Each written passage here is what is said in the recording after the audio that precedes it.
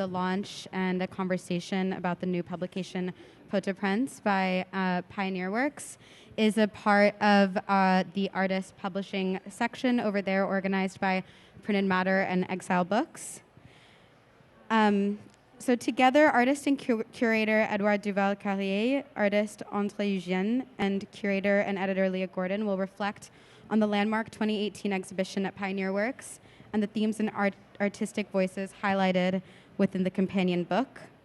The conversation will be moderated by Jean-Daniel, who served as a special advisor to the project.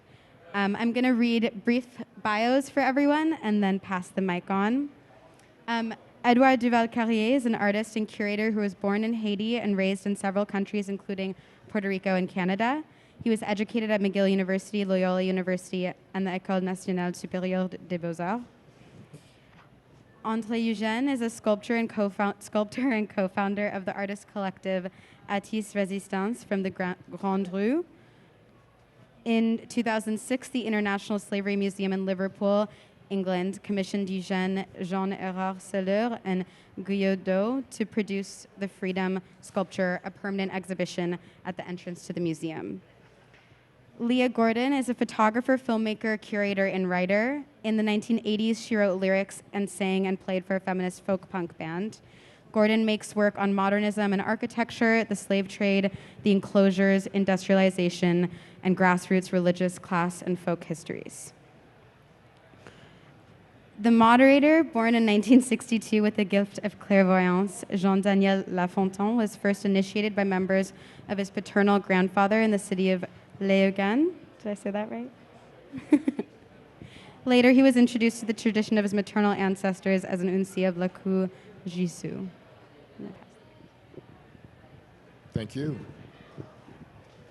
Well, it's a great honor to be sharing the stage with such tremendous artists. The king of the ghetto, I would say, for Eugène, and the king of Miami, I would say. And right in the middle, we also have the Queen of England, Leah Gordon. I also have to start by, I'll talk about Gabriel Florence, actually, who was the artistic director of Pioneer Work. And I remember it was in 2016, I had a workshop at Pioneer Work, if I'm right. And Gabe came into the door during the workshop. That was a workshop on voodoo, by the way. And Gabe said, "This is amazing, man. We ought to do something with Haiti."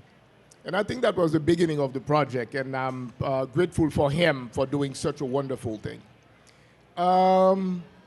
Most of the talking this time will be done by the wonderful artists and curators that did the POTOPRENS show. I will start by asking Edouard next to me what was, for him, the highlight of that exhibit.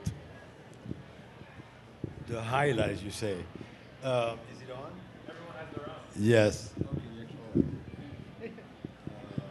Hello? Okay, it's on. Thank you. The highlight of this exhibition was Leah asking me to join this particular venture, which she knew would be very, how would I say it, tenuous kind of project to take on. And she seduced me completely by explaining that it would be it was to be called and what was to follow the idea of a psychogeography of Port-au-Prince.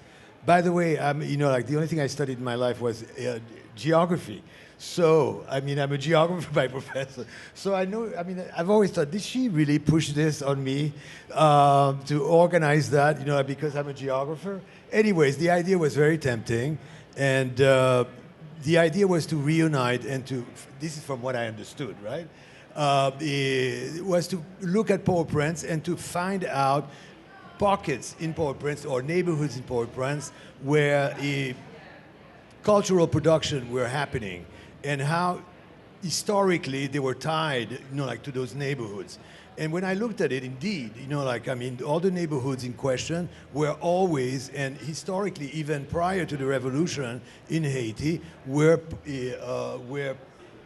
production areas of, either furniture or, like cutting rocks and doing all sorts of things that were part of the legacy that these places have up till today.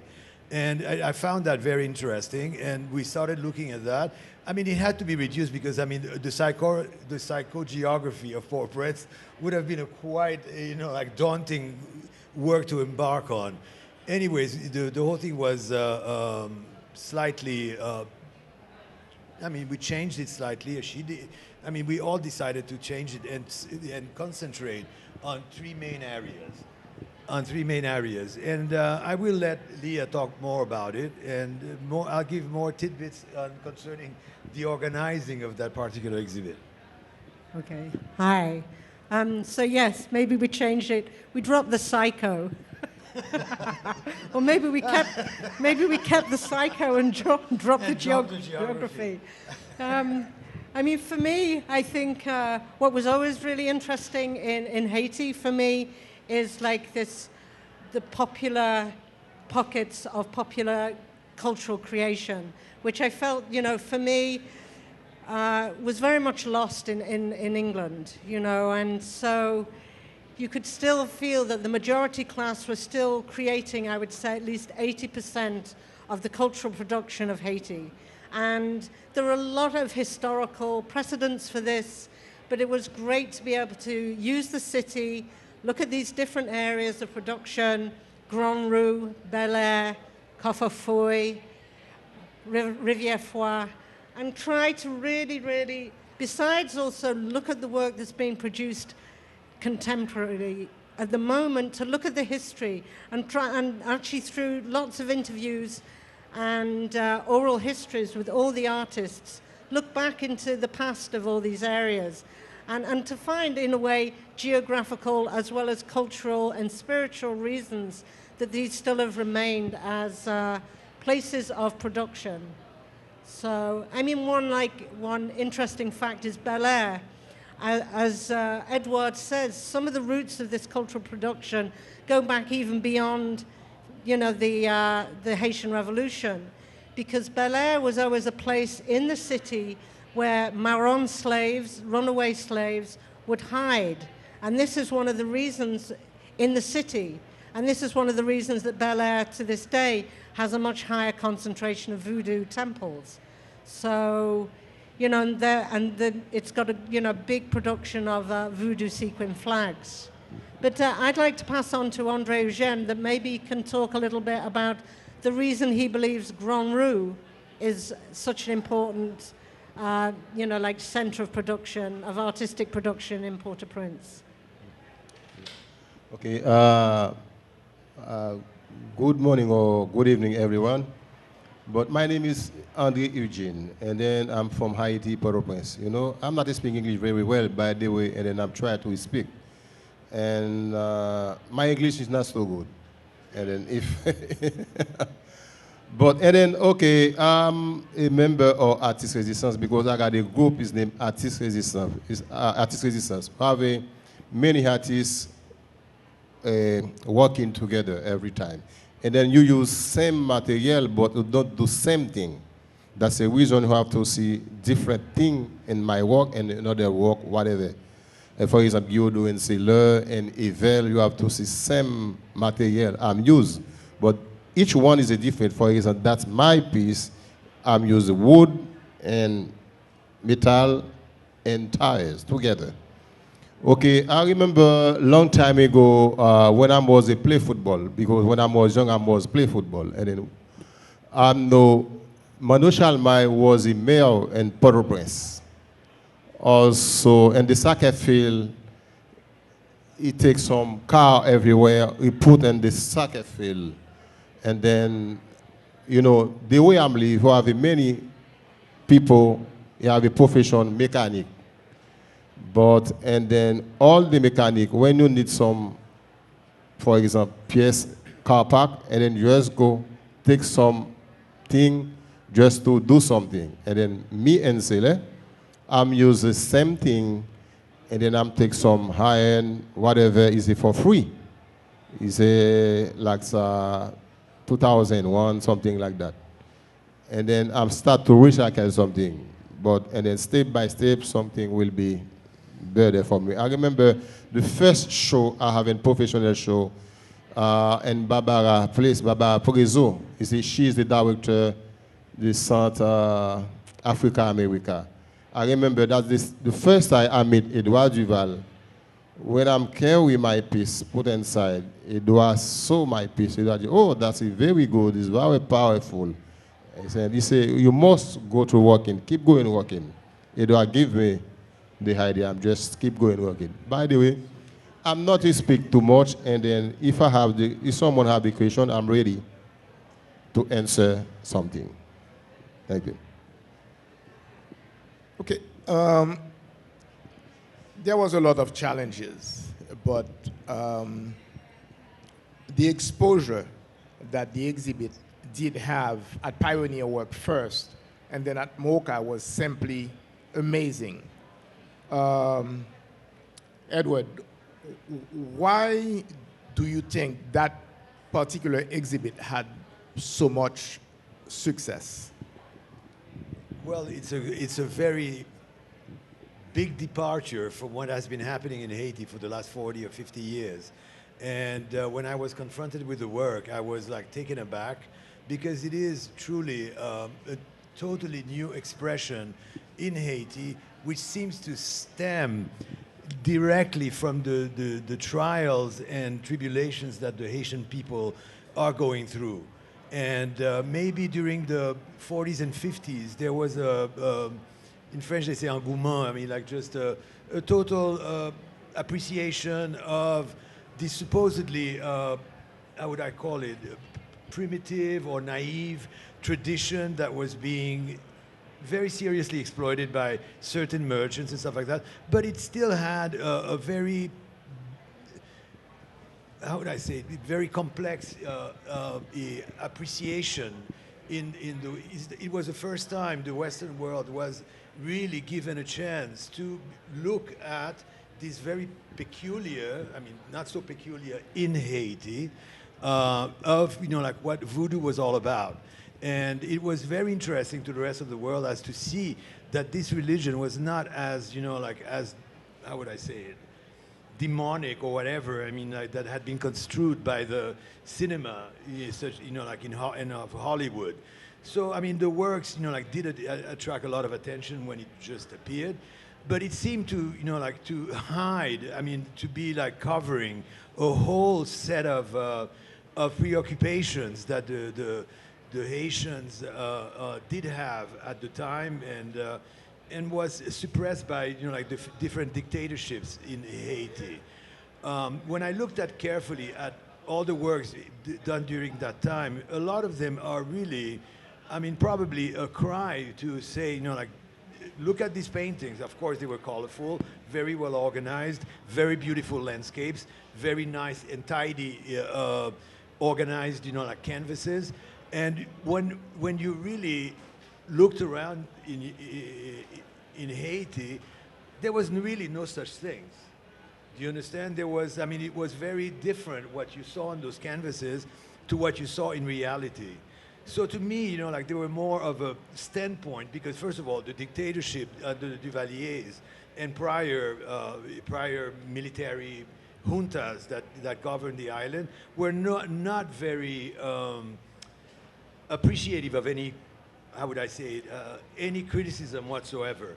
So the artists realized, I mean, knew from day one, you know, like, that if they really were talking pertinently about the situation that they were in or criticized what was going on, they would be, you know, like, disposed of very summarily, if not quickly. So there was that aspect of Haitian art that I found that it was like almost like a cover-up for, you know, like, very distressful situation, politically, socially, and economically.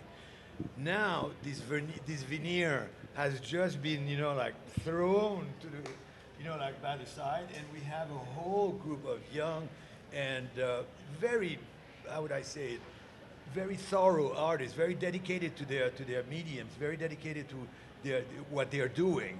I mean, waking up and utilizing, I mean, elements of what they have at hand, such as, you know, I mean, like, for example, the artists from the Grand Rue live alongside, you know, like garages, I mean, for car, I have to stick it in my mouth.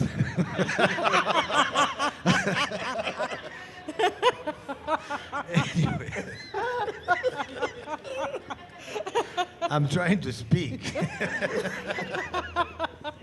Anyway, they are surrounded by garages, by car parks. I mean, it's like a hodgepodge of all things. And recently, most interestingly, because of the diversion of the water system in Port-au-Prince, they've created all of these supposedly new canals for evacuating water and stuff like that. These have managed to get into the cemetery and dislodged all the corpses, and like they are strewn about in their neighborhood. I've seen that, and to the point that these artists are using these skulls and bones and using them as part of their work. And I'll never remember a criticism that we got. I was sitting having lunch with Leah. So we were like saying how wonderful these pieces of art were, and this and this and that. And my neighbor, the person sitting next to me having lunch, turned around and looked at me and said, "Edouard, this could be your grandmother." I was like, I was like, okay, Leah, did you understand what she said? Anyways, we're not going, I mean, neither Leah nor I were about to, you know, like curb the enthusiasm for bones and skulls, you know, like in the work of these chaps, you know, so here we are. So I'll let you. And can I mean, what I would like to say, I think for me, working on the show, the work itself, which I think Edouard has really described very well, and the potency of the work today, the fact that it really does show something about the kind of dynamic of living in urban Port-au-Prince at the moment. But another thing I think why the show was so important, and I take absolutely no credit for this, is certainly Pioneer Works and MoCA. I think this is the first catalogue I've ever worked on where we actually put the programming into the catalogue. It was part of the catalogue. That's quite unusual. And if you have a look in the section about the programming, the amount of photographs, and I really think that it was the way in which, for me, Pioneer Works reached out to the Haitian community in Brooklyn and in New York and brought everybody in. And all this, I mean, Jean-Daniel was a big part of the programming, giving quite a lot of lectures about voodoo and seminars. There was Bookman Experience, RAM, a lot of bands came in. They did drumming workshops, dance workshops. It was like they found so many different ways of, I mean, it's funny, we talk about the cemetery, is to make sure that this show didn't just end up as a cemetery of objects in a space.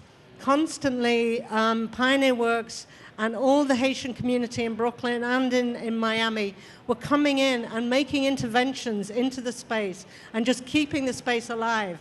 And that, for me, actually, is one of the really strong reasons why this show was so effective. And I'm really glad that we were able to actually reflect that in the catalogue. Because it was a sort of last-minute decision. Suddenly we went, fuck, we should put the programming in, you know? And it's one of the most exciting parts of the catalogue, because you don't just see all these install photographs. You see all the time the works being brought alive. There was a big Gede ceremony where there's a great photograph when someone was doing a veve in front of Eugène's work. You know, so the work was brought alive again and again and again. So those skulls were maybe brought alive by the Haitian artists, but then they were brought alive again by all the programming and all the activities that happened in the space. And that, for me, was actually really wonderful. Oh, okay, I have something is passing my head at the moment. I would like to know, my question for everybody, I would like to know why reason the book is written in English and Creole. I would like to know everybody speak English because I'm traveling everywhere. If I have a press conference like that, if you're German, everybody speak German. And then I'm from Haiti. You from Haiti, he from Haiti. Leah from English. I'm thinking inside and the fall, you can find someone who speak Creole also. You got Asian people inside. I'm thinking it's very important. You have speak Creole and English together. I'm thinking for me it will be good. And then I speak Creole. I understand English. It's the same thing when you live in Haiti. If you go to the school and then someone teach you in French, when you go back in your home, everybody speak Creole. And then the catalog is the same thing at the moment because I'm living in Port-au-Prince. The show is named Port-au-Prince Show. And it's very important I'm here. But, and then I will talk Creole after that. I'm not speaking English again. I feel better when I speak English. I feel better when I speak Creole. It's the same thing for everybody.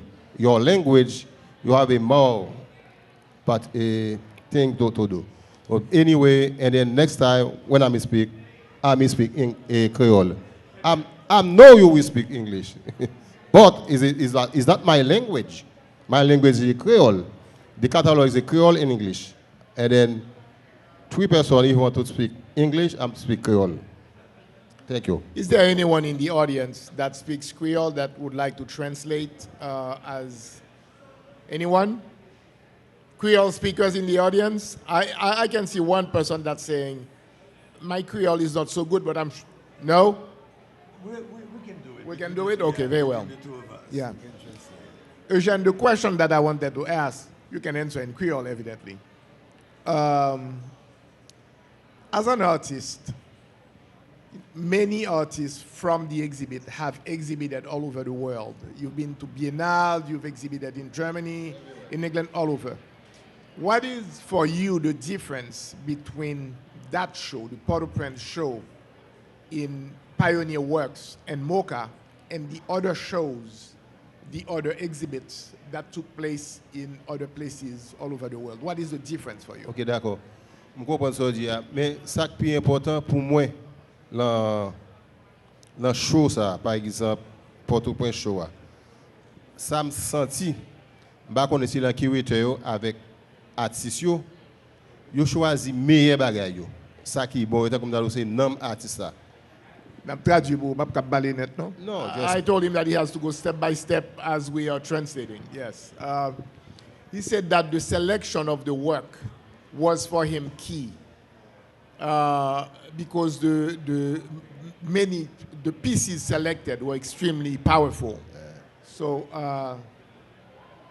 chapeau and bravo for the curators. Yeah. Ouais. Et puis ça, je remarque tout artiste content pièce qui viennent dans show ça. And he said that all the artists that were part of that exhibit were also very happy to have their pieces selected involved for the exhibit. Yeah. Et puis ça qui compte passer moi-même, alors l'autre artiste tout, parfois ou gain une œuvre ou remet, ou monde pas l'acheter, c'est comme dans son on parti encore ou senti l'acheter. So sometimes, and it's the same for many artists, one of your pieces is purchased by a collector and you feel like it's part of you that you have sold. Un artiste faut gagner moyen pour vivre, pour artiste tout le monde. Faut gagner moyen pour vivre et pour capable inspirer puis bien. Faut gagner raison qu'il faut vendre c'est parce que ou pas gagner moyen. He said that artists in general, you need to have means to survive, means, to live. And he said that sometimes you sell your pieces, it's because you don't have these means. C'est même genre avec un footballeur qui a joué. Par exemple, Messi ou pas qu'à offrir n'importe quoi pour jouer pour vous. Égal, c'est presque même ça. it quite often goes back to soccer, which she called football, because maybe Leah has been a great influence in Haiti for such a long time. So we don't call football, you know. So he's saying it's not like Messi, for instance, who has a choice in the selection of the team where he would play because money would be the same. It's very different for an artist, for an artist in Haiti. But for an artist in Haiti, it should be like it is for Messi as a soccer player.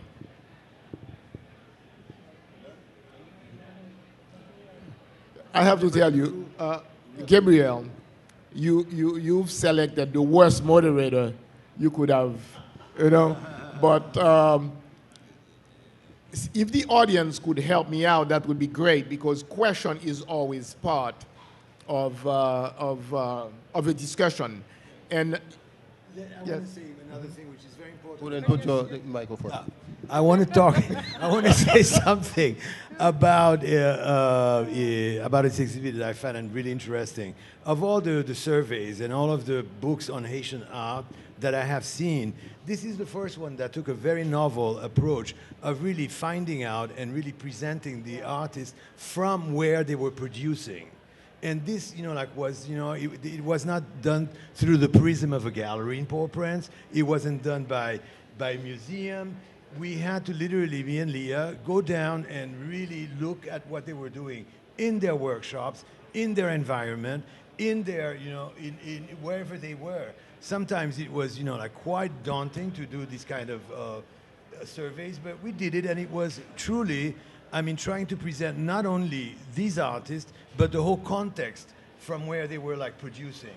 And it was very enlightening.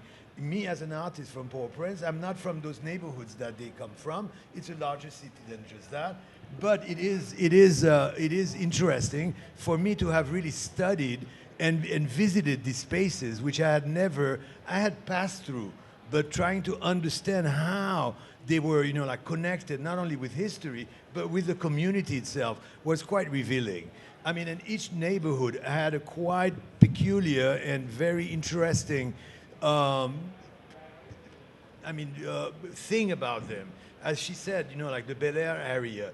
Then the center of Port-au-Prince was really truly like a furniture making kind of place that even under the colonial times, all the furniture makers in Port-au-Prince were done there. And still today, you don't go and buy art, really. You still go buy chairs and tables for your house at those markets in Saint-Antoine. Saint-Antoine. You read, colonial literature, and you find that these are where the places where you would find such things. In the Martissan area, which was, very fertile at one moment, and this and that, has been totally turned into turned into this almost ghetto, very dense urban area. And further down that road in the south, you had all these rivers that used to provide not only the sand, the unsalty sands and stuff like that, and rocks, for construction in Port-au-Prince. So, and you find that each of these areas still, have the production of these by these artists using the materials found on the ground. It was a fascinating thing, and it's the first time, in anywhere do I see any studies of, and it's not popular art. This is what they're producing. These guys is not totally popular, because it is the last thing of the word popular that you can use. It's not appreciated by, it's not consumed, it is a phenomenon where these artists are producing with what they have and trying to make the strongest statements possible about their condition. So it's very raw, I have to say, it's a very raw aesthetics. I don't know how you explain it, but it's very dense and very, the name that they've opted for themselves, resistance artists, to me is really incredible way of portraying what they're trying to do. And maybe you can fill in on that one. I mean, what I was going to fill in again, which is bringing it back to the catalogue, which is also, I think, what makes the catalogue quite different is that Edouard and I sat with every artist and did, 2 to 3 hour long interviews with each artist, and which were all transcribed, translated, and so edited down. So, the majority of the text in this book is our oral histories rather than experts from outside writing about the artists. So the artists have got a voice with their work, but they've also got a voice because they're telling their own stories in the book. So I think that's another very important part of this catalogue. Okay, j'ai un bail moi vle di là. Dans même moun yo wè, ça m'a dit avant. What's he said? Well, he said that someone Okay, laughed before it was translated. okay, mais Okay, so I just found my translator now. OK, ça c'est moi-même qui là. Ça c'est moi-même c'est André Eugène. OK? T'as l'air moi dit que ou vend une pièce, ou senti c'est morceau encore qui allait. Okay, sometimes you sell a piece and you feel like it's part of yourself that is gone. Par exemple, pièce ça. Ouais, pièce ça. Ouais, le chef section. For instance, that piece, the name of that piece is Chef Section, the chief of the area, the chief of the neighborhood. C'est lui-même États-Unis ou le shérif. So après traduit chef section, c'est shérif lui le dit. You see, in English, in proper English, that would be, the translation would be the sheriff. Pièce ça a une gros histoire d'elle. Je change première fois ma partie pour me venir États-Unis. Me traduit. My first time coming to the States, M'ta venu dans NYU, FIU University. that piece was exhibited at FIU C'est 2004 comme ça. around 2004. Pièce ça lui-même. Li parti, moi-même moi prend refus. C'est de nous 3 artistes qui prend refus. He said that the piece went to FIU, but I was not granted a US visa to come to the exhibit. Alors, son vrai tête mort qu'il la donne. He said it's a skull, a real skull. Allez, ouais, les gens qui vivent, ils n'ont pas de moyen pour le voyager. See, I'm sure that that person never had a chance to travel, Les gens recyclés, lui-même, ils partent, moi, dedans. but that recycled pieces traveled, and unfortunately, I had to remain in Haiti. Regarde, pièce ça, son pièce, mais fun comme ça. Because of that intimate story, I would rather not sell that piece.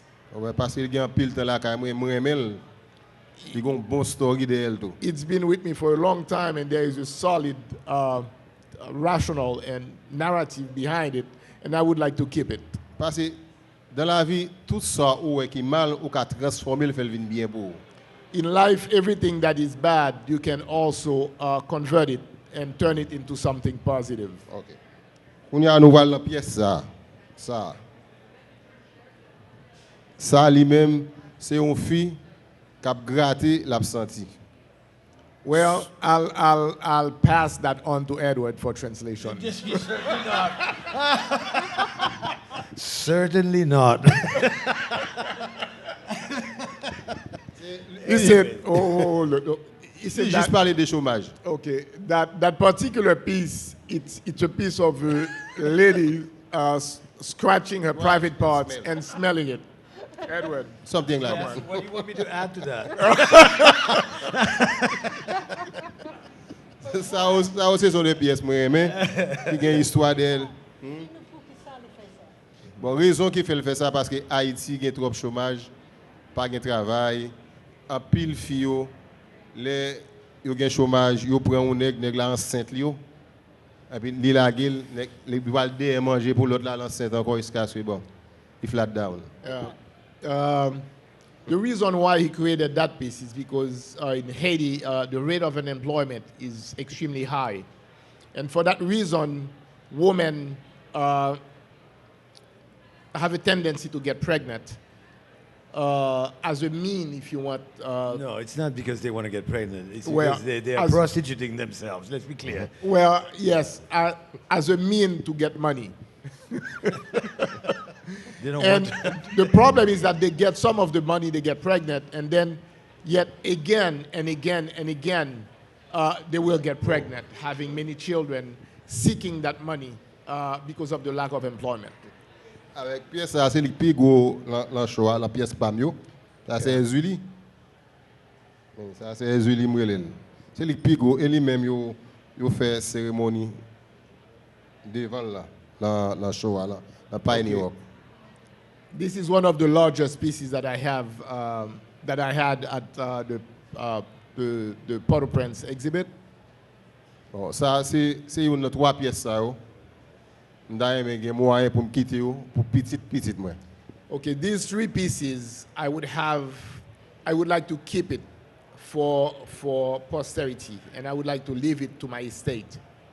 I would Yeah. like to have enough means so I'm not obligated to sell them. Si ba yo gâté là même m'a vendre yo tout oui parce que What's that? But he said that Things go by themselves. if things go really, really bad out there, I may have to sell them anyhow. mais c'est yo prix préféré. M'da aimé yo là pour gen moyen puis yo été pour m'pa vendre yo. Et si mon petite m'a venir puis yo ouais ça et grand-père yo te fait.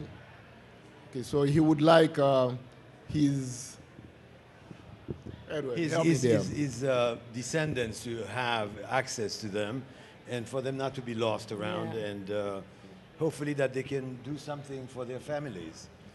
I mean, they're all very conscious of what they're doing and considering the rawness and the explicitness of their work, they still manage to see that it's not just a provocation, but it's simply, you know, like I personally feel that it's more like explaining a situation at its like basic levels of humanity, and to me that's the true force of the work. Okay. You understand that they have no anguish or no issues of explaining that because that's what they confront on a daily basis, and I really gave them, you know, like a great respect, you know, like, and so does Leah, no? For Okay. just, you know, like the capacity of producing. And she mentioned, I don't think people really got what she was trying to say, that in Europe and the Western world, you know, like the masses, the popular, the workers, okay, do not produce art anymore. It has been relegated to the you know, like to the study, to the apprentice and you know, like scholars. I mean, artists have to be scholars these days, not these guys.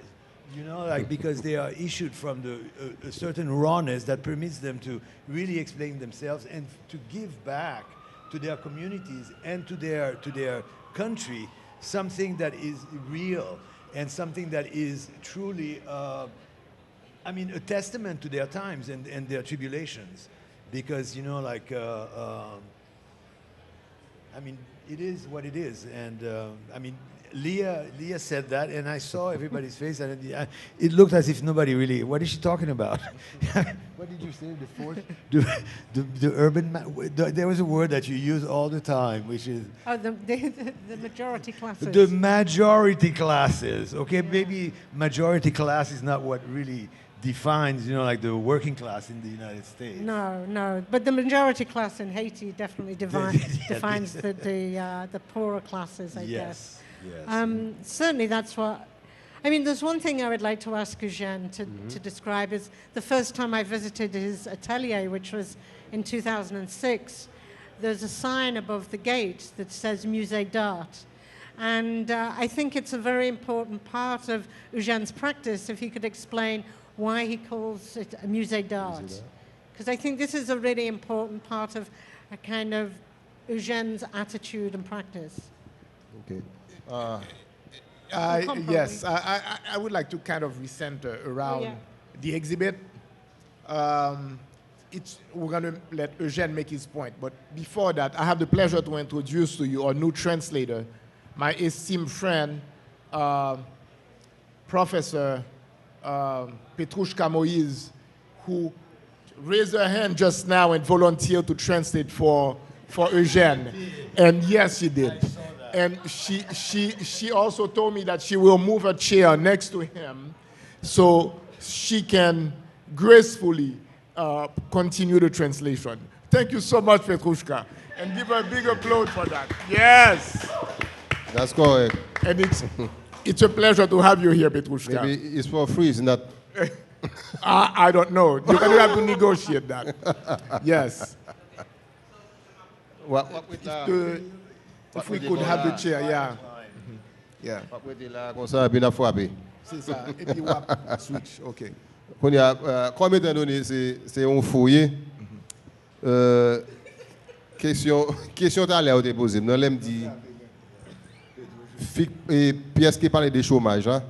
Film dit cap gratis senti. Est-ce que tu as traduit mot ça pour le public là pour le comprendre ça Eugène, moi te traduit déjà, mais gon bagay, gon correction que m'a fait. Ah ouais. Parce que gon bagay ou expliquer pièce là, m'ont pas dit que gratis senti son expression que lié qui veut dire un bagay bien particulier. Donc on va traduire ça pour mon yo. Ah ouais. C'est parce que m'bat fil là sort. Non, ou mettre Babé touche qu'à traduire. Mais c'est ou pas d'expliquer. Parce que expliquer pièce là, mon pas dit que son expression liée, ou mettre balle traduire. Ah mais d'accord. La fin dit ça, la fin traduit ça, puis ma question liée m'a répondre. Oui. Vous entendez, il y a une pièce m'a expliqué là, moi remets. C'est un film fait cap gratter, et puis l'a senti. Mais expression, c'est plus, par exemple, c'est pour chômage, oui, par exemple, en Haïti, où il y a une pile belle fille, belle bagaille, mais fini l'école, problème, et puis, il style, pas de travail, il a plevé, il va faire un just relax. Parce que, côté moi, c'est un ghetto lié. Moi, ça fait mal et ça fait m'apprendre en pile jeune au travail. Et voyager avec eux, par exemple. Dernièrement, je suis parti avec 5. Je suis Danemark avec eux. Je suis New York, Anglais, Copenhagen. Quand il y a Timoun, quand il y a Goneg, mais elle a changé quand même. Mais en pile là, il n'y a pas de chance pour être capable de faire un mouvement. Alors, je vais expliquer parce que je connais l'anglais bon. Ça me veut dire.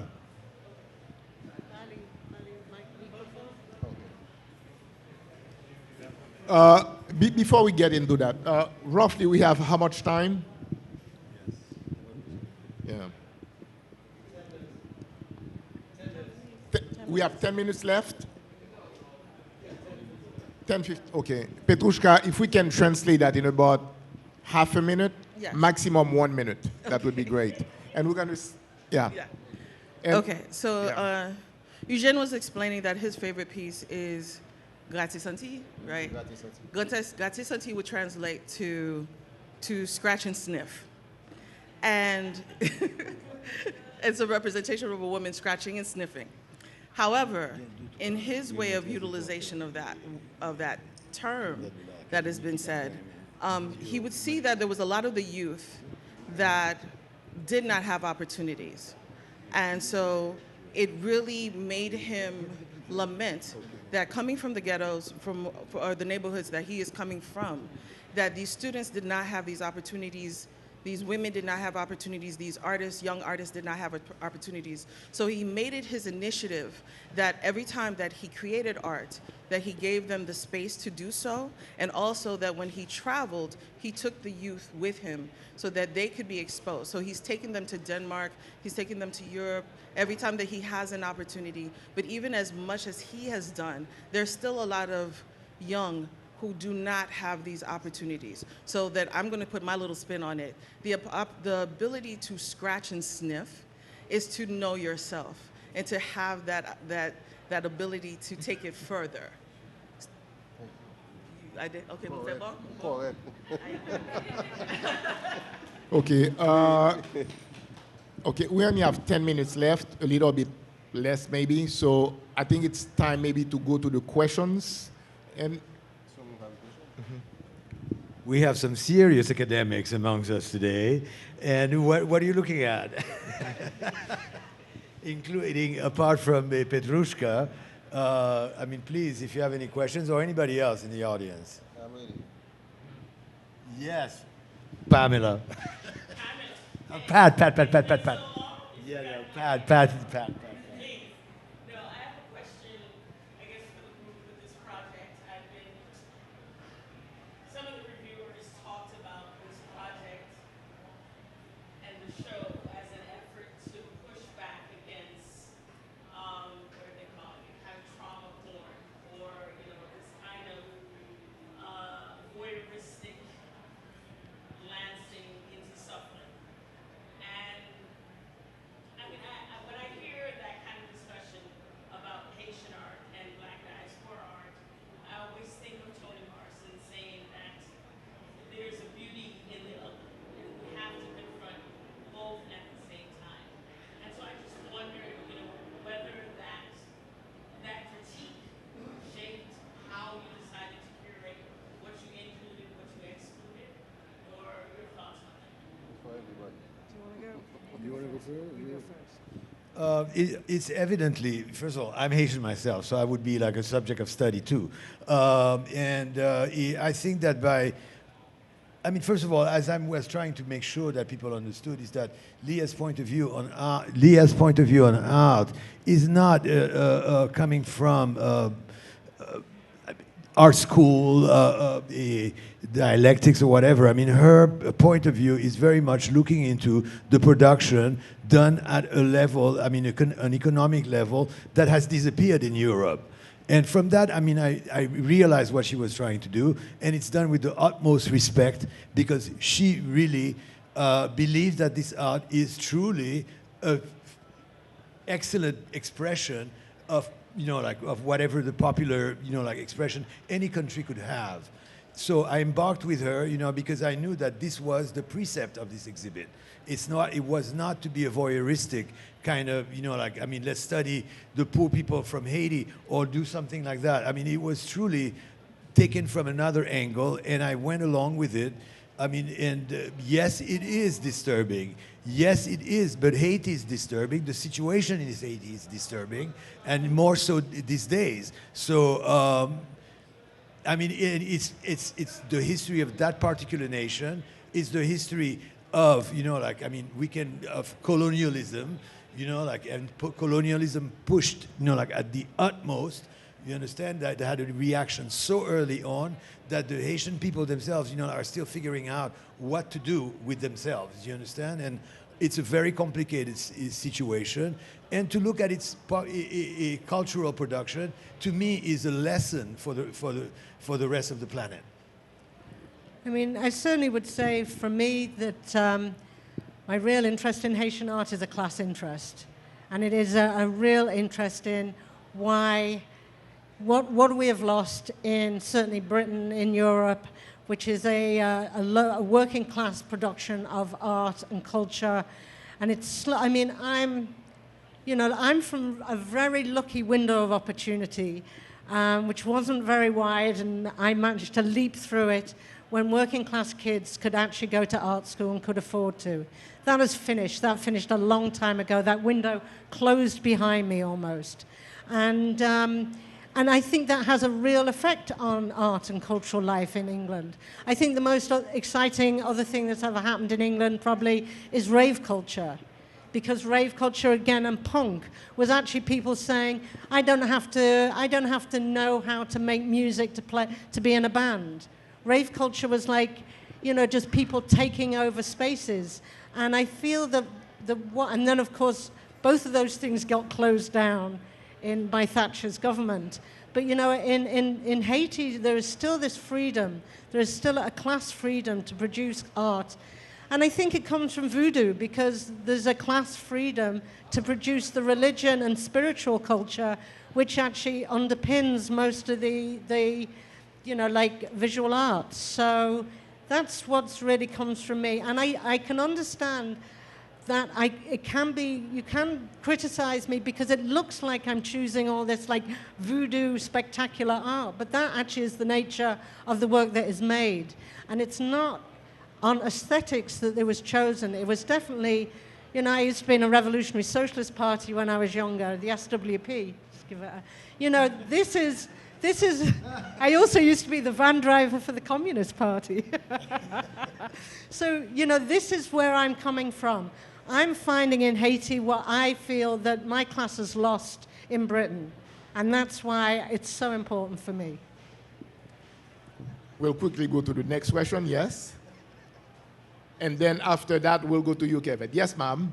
Just to follow up on everything you're saying, it's so interesting to me because as what you're saying about classes, the majority class, the exhibition to me read very contemporary and as a collective whole, like a holistic experience, which really informed my read on it and my, I think, own journey into the history of Haitian art.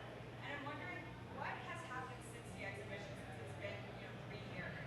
How has this reaction and this presentation, has it affected the artists? Have these artists gone into major collections? Have they gone into like the world sphere, the world marketplace?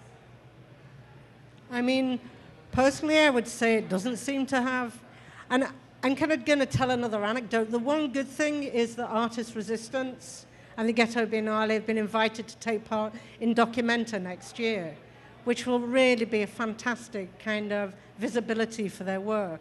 But the one interesting thing is a real awareness, whilst we're trying to organize this, that the cultural capital of Documenta actually sometimes means nothing to the Haitian artist.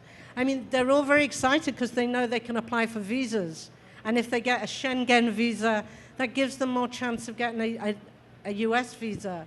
But really, I mean, in terms of the cultural capital, I would probably imagine that, you know, I'm being very honest, I'll probably get more cultural capital from Documenta than Eugène will. And I think this is a really, really, you know, like this way in which Haitian artists, way in which visibility is closed down in many different ways. And some ways is what we're talking about anyway, is the discourse that surrounds Haitian art. You know, the ideas of naive, of primitive. This is why constantly we try to always use the word majority class to try and avoid the discourse around, you know, like outsider art. You know, it's the terms. And I think you're absolutely right. It was very important to us to only put contemporary work in.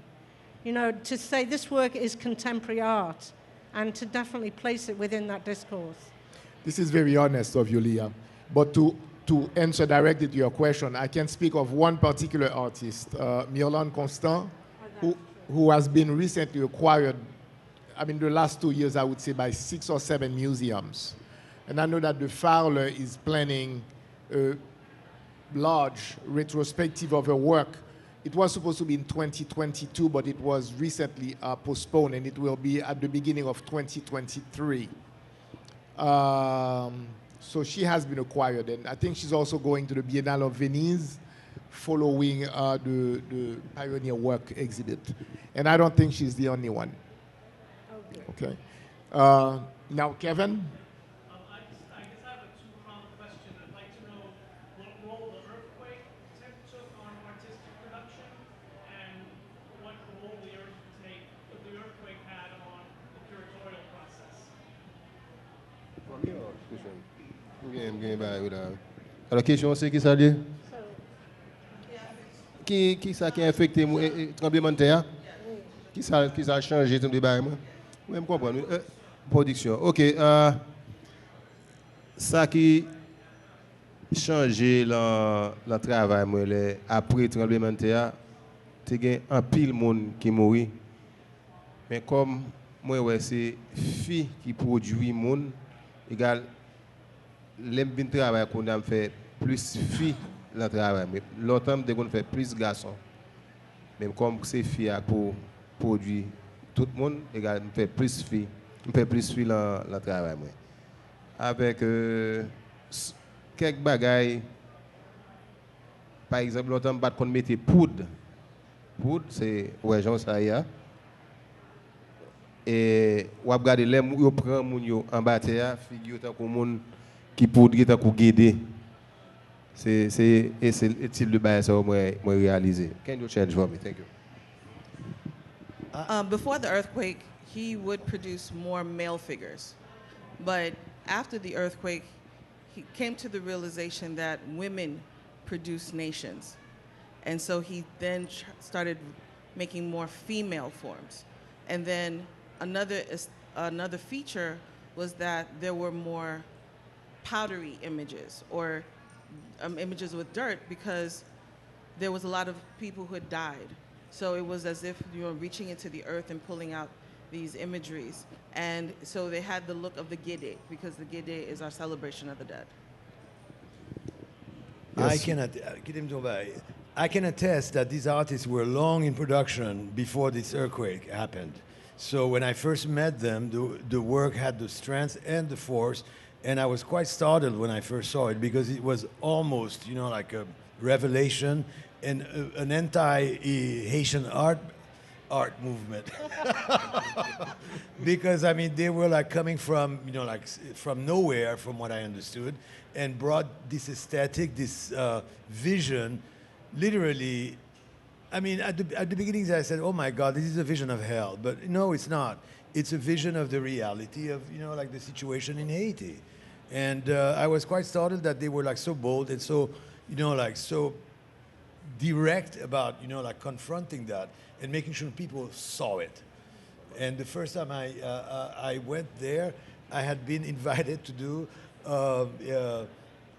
I was invited. I mean, I had just turned into. I had just returned my Haitian passport and became an American citizen. The first thing this government decided to do was to send me back to my country as a U.S. citizen. I mean, I was like, what? What is? I thought, like I was going to teach. They were parading me everywhere. Look, like literally, I just did not understand what they wanted to do. And in one of these forests, one of these galleries in Port-au-Prince, what do I visit is these artists. And I was like, okay, finally it meant something for me to go down there and not be paraded around. But it's really, they've been doing this for a long, long time. Now, the last question, we're going to take one last question, but Petrushka Moise Dr. Moise would like to ask one question, then we'll take one last question after that. So my question for the panel as a whole, and Mabdil Creole too, is Port-au-Prince for me is a microcosm of what Leah and what everyone has been saying about the production of the whole island. But the thing that I found disjointing is the fact that people in Jacmel or Croix des Bouquets, or they don't share to build sustainability. And so can we say that Port-au-Prince is the beginning, is the first stop to the next stop? Maybe would be the next exhibition of Croix des Bouquets or de Jacmel or things like that. So ça me dit en anglais ce que exemple Port-au-Prince bail, c'est concours au micro de tout pays. Mais nous nous pas connectés dans tout pays. Par exemple, moun Jacmel pas connaît ça, Port-au-Prince a fait, moun Croix des Bouquets pas connaît. Est-ce que ça c'est Port-au-Prince, est-ce que ça c'est commencement dans l'autre activité qu'a fait dans l'autre pays? Non, moi pour me répondre aujourd'hui, moi connais bon un pile l'autre artiste yo reconnaître artiste résistance dans Port-au-Prince. Par exemple, moun Croix des Bouquets yo les ghetto binal tout kon envie vini dans ghetto binal. Jacmel gen la den kon vini gen Rivière Froide qu'on vini, que l'autre qui qu'on reproché nous parce que ils n'ont pas participé dans le show. Ils tout connaissent nous. Avant ça, ils pas trop connaissent, mais après 2 années ou 3 années, commencé à faire ghetto biennale là, toute envie de participer dans ghetto biennale. Bon, bon, une idée sur ghetto biennale. Ghetto biennale nous fait c'est parce que je me dit la première fois moi-même je voyagé. yo te ba nous refus. On a nous fait ghetto biennale là, nous inviter l'autre monde étranger yo venir pour partager idée yo gain avec mon Haïti yo parce que nous tous en Haïti nous autodidacte. Mais l'autre artiste étranger, c'est mon académique. L'autre autodidacte académique, on mixe l'ensemble, il vient bon un gros bagage. Yo même yo invité artiste pam yo aller l'autre bois. Nous même nous invité yo venir ici. Égal là où un artiste étranger. Bon, yo pas trop mine par exemple son gros bagage yo produit. Yo ouais c'est idée à partager entre yo. Parce que artiste étranger ali pour un bagage ou même tout pour un bagage tout. C'est même genre football. In translation, that there were when Artistes Resistance started, before people did not know, but then other people would come and participate. So Jacques Mel would come, Yves Fad would come, and then there's some other people who refuted it because they did not get an opportunity to engage. However, by the work of Ghetto Biennial, they were able to bring academics and practitioners together, and there was that exchange that continues to go on. And so therefore the artists weren't so apprehensive about the engagement of scholars coming in, people from the outside coming in, because they see what the exchange is and they see where the ideas can flow. And the rest of the panel, Okay. do you have any response to my question? Do you have any response to my question? Is this a launching pad? Well, My question was, is Port-au-Prince a launching pad to the rest next of the nation. to the rest of the Well, nation? it's I mean, Port-au-Prince, yes, I was. Just Port-au-Prince put is it a in very like that. peculiar city, and these artists, no matter how big their accomplishment is, which is really annoying, they have not been given the recognition locally that they deserve. And really, it's astounding to realize that. I wonder, like if Haiti is again, like another reflection of at least the government of Haiti, I mean, reflection of, I don't know, of a status quo of what they think art is, because there seems to be no reaction to, like whatever I mean, really, they've accomplished quite a lot in such a short time. I mean, to have an exhibit at a pioneer's work in New York is an amazing accomplishment. I mean, we were thinking that maybe we could have a ticker tape of the sculptures down Fifth Avenue. I think that would have been the most extraordinary event on the planet. So, hi, Yvette, how are you? Maybe Yvette could just have a quick say. Yes, yeah, this is one of the other artists of the exhibit. Anyways, yes. So how could they become, like, I mean, porte-parole, I mean, how would I say, a voice of art for the rest of the nation when, like they are not given the time of the day locally? I mean, the press or anything like that. I've never heard of an interview with I mean, have you ever been interviewed locally in Haiti? This is the guy. I mean, this is... Yeah.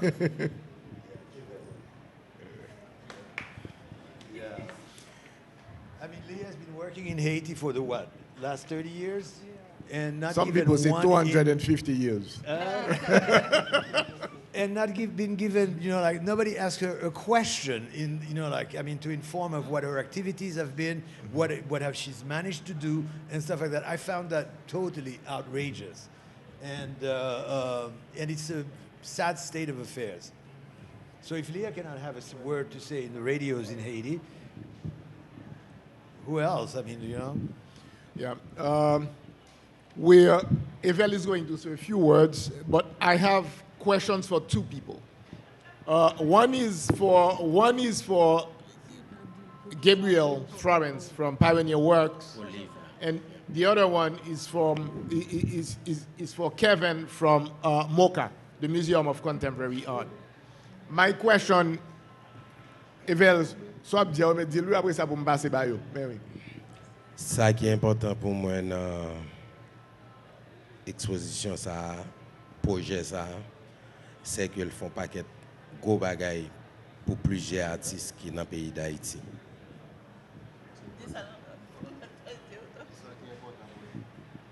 Ce qui est important pour moi, c'est que l'exposition, ça, et projet, ça, fait un paquet de gros bagages pour quelques artistes haïtiens.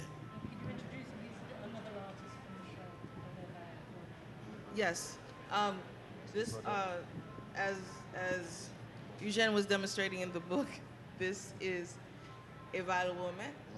And his hopes and aspirations are that by the production of this work and the future works from it, that it will help the future artists and the current artists in Haiti. Et d'autant plus, je pense que le public n'est pas tellement grand, pas grand avec nous là, mais quand même, je pense que parole là pour aller. Nous avons besoin plus que ça toujours pour artistes haïtiens. Though we are trying to expose as many of these works to the public, and we may not have a large audience now, but we know that the ripple will happen and that the conversation will continue, and then the work will continue. OK, après ça, je suis capable d'entendre quelques questions, quelques monde. So he's willing to take some questions from the audience? Well, okay, that's good. Yes, so Gabriel and Kevin, would you be willing to share what both your institution, what was the benefit of the exhibit to your respective institutions? If I mean, now I know all of you people, and I think for us, we now have we really did make I think we really made an attempt to bring in the Haitian community as much as possible through really the Haitian community of New York City and all of you here, Jean-Daniel, and I think for us, it had to be a living, breathing space for discussion and not a dead viewing that I think Leah kind of referred to so elegantly. But now we have a Haitian community around us, and we'll continue to work with Haitian artists, Haitian people. I think that the idea of, to your question of can this be a launching pad for other projects, it already is, and we're already doing, continually working with the Haitian community. And so I think it's no doubt going to keep leading to things over and over and over for a long time. But I think there's the question of what did this do for the artists really involved? And I think it is to see work of such a high quality not being seen and not being shown in a certain way, and always in this other context is really, there's a tragedy to it because it's just exceptional work from any point of view, I think. So we really do hope that people can reach out to these artists, buy work, go to Haiti, look into it, and I think this is it's a very rich space. And I think the damage would just be to hopefully, get the book and look at it, but to just have a dead viewing and say, this is something that's over here, this is something you can touch. These people are living, breathing people. And I went to Haiti the first time for the Ghetto Biennale, and I fell in love. It's like, these are love affairs that you work at, and then now there's a book, but now there's a whole community of people around us, around Pioneer Works. I'll know all of these people for, till death do us part, I think. So it's just been beautiful. So I think that, for us, we've gotten endless things out of it. And we'll keep giving it. But hopefully, somehow it gives back to the artists. We don't sell work. But hopefully this book, this project, showing it, we wanted to do New York, Miami, maybe Montreal, and really get like the Haitian community of North America and all those pockets they're at. But hopefully this does keep leading to more and more things for people. So that's my hope. But it's very privileged to be able to do it. Do you want to say something? Kevin Arrow from the Museum of Contemporary Art, not Hi, Miami. everyone. Yes. I'll just be really brief and say that it's interesting to consider the ripple effect, and to have the show in North Miami, which I think is, the center of the Haitian community in the U.S. perhaps. I'm not sure about other places, but just seeing the teen program and seeing the students and the young kids and the young adults come and see this exhibition and just sensing that they were coming face to face with something really special, where, you know, the last 20 years we've been showing work by largely, you know, painters like Albert Erlin and kind of difficult work. This work was accessible, and it was great to see the kids ingest the work and see the effects that it had on them. So it was an amazing exhibition, and I still think about it, and I still talk about it. And I think in another 5 to 10 years, we should do it again, you know. Thank you, and thank you.